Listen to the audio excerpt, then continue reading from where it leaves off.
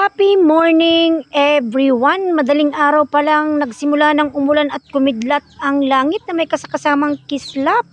Ayan, nag-ihaw si Papa ng maliliit na isda kasi yan ay pangsasahog niya sa talbos ng kamuting kahoy.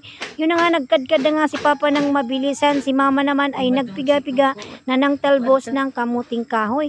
Nasalang na ni Papa after a few minutes, luto na, kakain na kami. Tapos mga lalab, niyaya ko pala si Papa na samahan ako sa palengke kasi nung chinek ko pala yung diaper ni Elia, ay naku mga lalab, wali na pala, ubos na, kaya agad-agad kami ni Papang nagpunta sa palengke. Pero mga lab, inabutan kami ng ulan.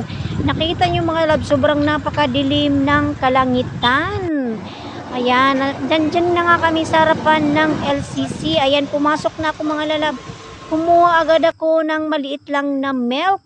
Then of course yung diaper, isusure ko pa kung magkano para makatipid. 107.75.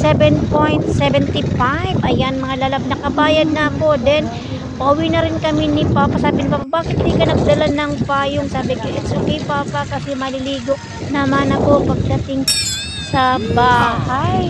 Ayan. Uwi na kami niyan mga lalab. Nasa bahay na pala kami ni Papa, kaya biglang sumikat yung haring araw. Kaya mga lalab, naisipan ko na isampa yung nilabhan ko kahapon. Tapos yun na nga, mayroon pala si Papang binili na mais, kaya nilaga ko agad. Ayan, naggatong na ako mga lalab. Tapos nilagyan ko ng tubig yung kaldero, saka yung mais, sinalang ko na. Ayan mga lalabo, hintay na lang natin na kumulo. Ayan mga lalab, kumukulo na pala mga lalabo. Malapit na siyang maluto. Merienda pala namin yan siya mga lalab. So gabi na nga mga lalab, nakaluto na rin si Papa ng isda na naman, walang katapusang isda mga lalab. Tapos malunggay. Sinabawan yan ni Papa para may mga sabaw yung mga bata. Yun lang po. Thank you for watching. Bye-bye.